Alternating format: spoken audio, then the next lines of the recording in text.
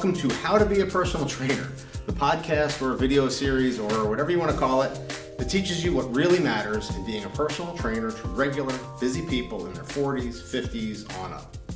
In this episode, we're going to talk about core training. This can be a pretty misunderstood topic. First, let's talk about what the core is.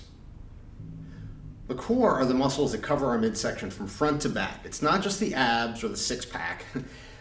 And to understand why we train the core the way that we do, you have to understand the actual purpose of the core. To make it simple, the purpose of the core is stability. The core has to stabilize so that the rest of our body can move and do the things it's supposed to do.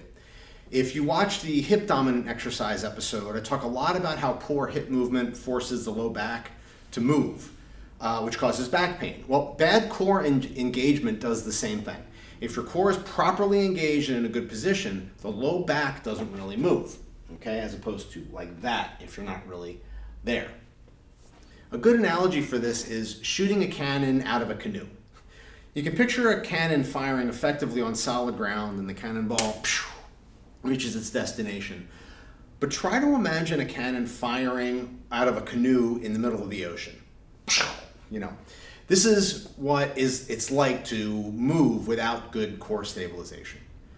The core fires up every time we move, even though we might not feel it every time. And this is really important to know. You reach for a coffee cup, the core fires up. Pick up your phone, core fires up. Sometimes clients will ask us why we don't do more core exercises, and it's really important to let them know that anytime we do anything standing with one arm, with one leg, we're training our core. Clients also ask us a lot why we don't do crunches, and it's because the main purpose of our core musculature is stability. That means our core has to engage and stabilize, again, to allow our arms and legs to move effectively. Good core work focuses on that stability. Crunches actually train movement in the core, and they also promote bad posture. So at no point during any exercise do we want our clients in bad posture, whether they're standing, sitting, lying on their back, split stance, the bottom of a squat. Good posture matters all the time, not just when they're standing, especially with the clientele that we're focusing on. So when you're doing a crunch, the end of a crunch, you're in this position. This is in no way good posture, and that's really important to know. And also, a lot of clients will also feel, if they do a bunch of crunches, they feel strain in their neck because they're pulling on their neck and they're rounding their low back at the top. So they're going to have neck pain, they're going to have low back pain. We don't want exercises that cause neck pain and low back pain, do we? I didn't think so. Okay, so core work's usually divided into two categories. Anti-extension movements, such as plank or plank variations, and anti-rotational movements, such as landmines or chops and lifts. We're going to go over both of those. And what we look for in any movement with the core is neutral spine position, with the shoulders in a relaxed back and down position. For a lot of people, it's very common that they use the shoulders and trapezius muscles right up here as stabilizers.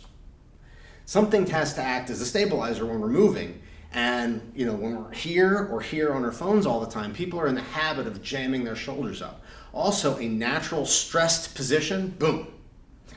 So people get that a lot, and this leads to shoulder issues, shoulder pain, poor posture, stress and tension, back pain, poor breathing mechanics, among a whole bunch of other things.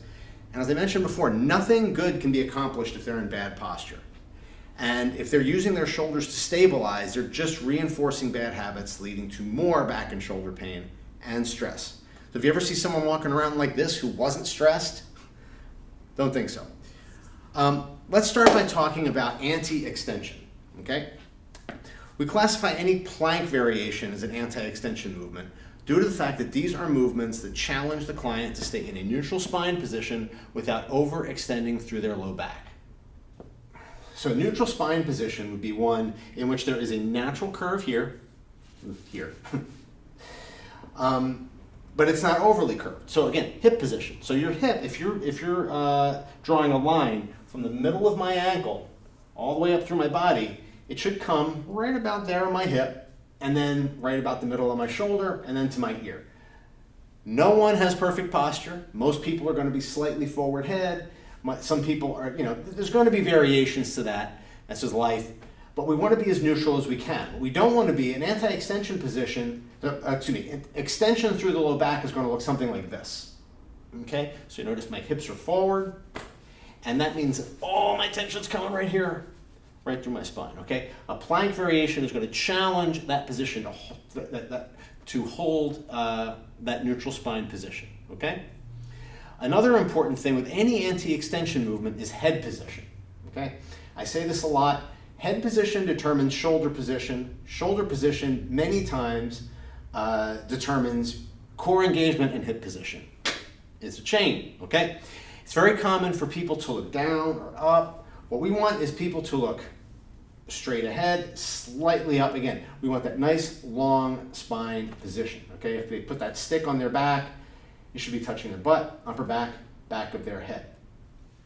There's an old martial arts saying, where the head goes, the body follows. And in other words, if the head is out of position, the rest of your body probably is too. I like to tell people when they're doing a plank to look just above their hands. And if someone has trouble holding a plank, the key is make it easier for them by putting their hands on a bench, a box, or another elevated surface. They don't have to be on the ground all the time. We're going to go over some variations in just a second. The higher their hands are, the less of their body weight they need to support. And remember, good position is the most important thing. Okay, and I'm going to show you some variations right now. Okay, welcome to the floor. So let me show you a plank. I'll show you a good position, and I'll show you a couple of examples of what people do to compensate when they're in a plank position, and then how to kind of help them with that. So with a good plank, what we want to think about is if someone zaps a freeze ray on you when you're on a plank and just places you on your feet, picks you up, put you on your feet, you should look perfectly natural standing, okay? So if I'm right here, if someone zaps me, puts me on my feet, notice my elbows are slightly under my shoulders, my eyes are above my hands.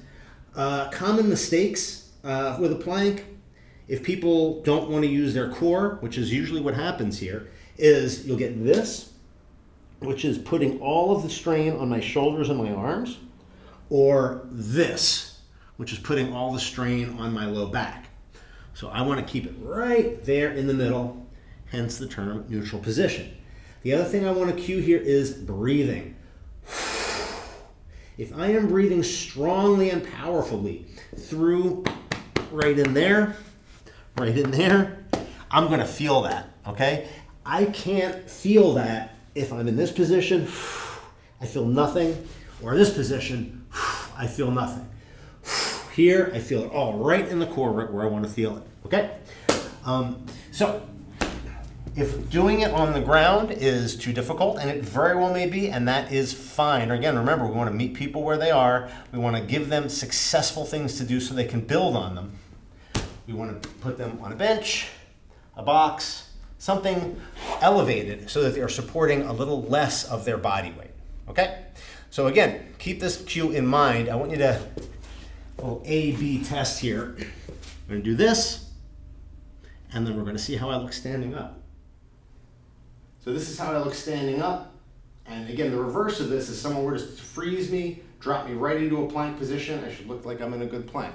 Notice how my hips, like if I'm doing those compensations I just talked about, I would look like this when I was standing, or this when I was standing. Neither of those look pretty good. So I'm going to be just like that. Drop the arms, and I'm just standing up in good posture. And again, when I breathe, this is where I feel it. That even applies when you're in a standing position, okay? So with anti-rotation movements, we're looking to stabilize the core while rotating through the hips and or shoulders. In other words, we do not want twisting through the spine. Notice here, I don't know if you can see my feet. My feet are pivoting. Boom. I don't want this, okay?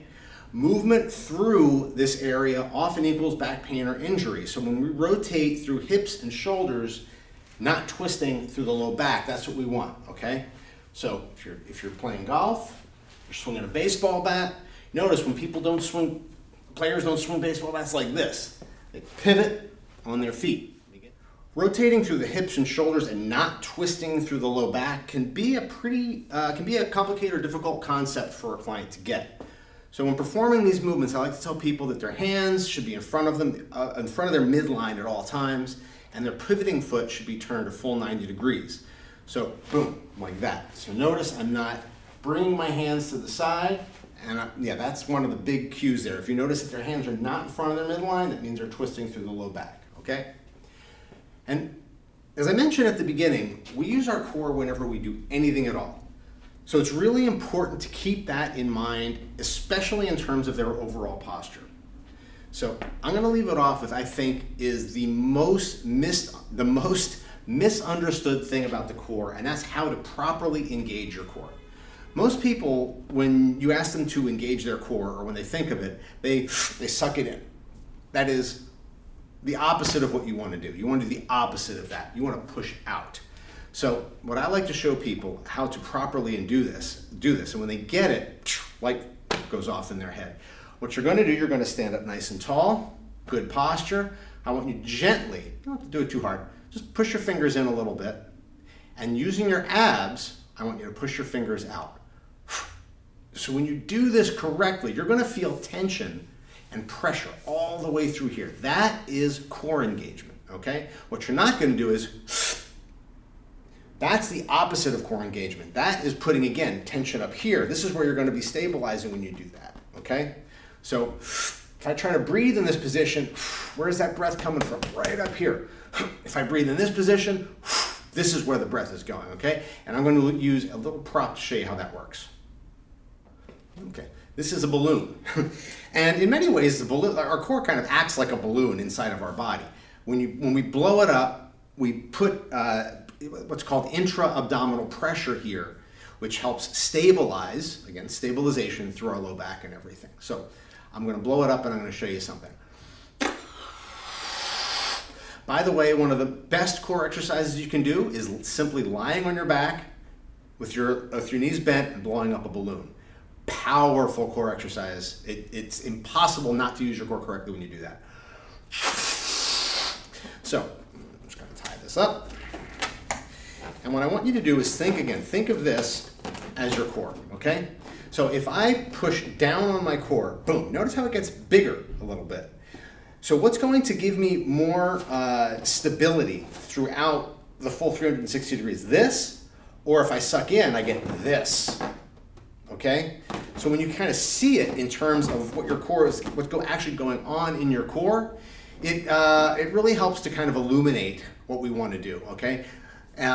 So always keep that in mind. When we want to engage our core, we want to push out here, which is going to have two effects. It's going to engage all this stuff.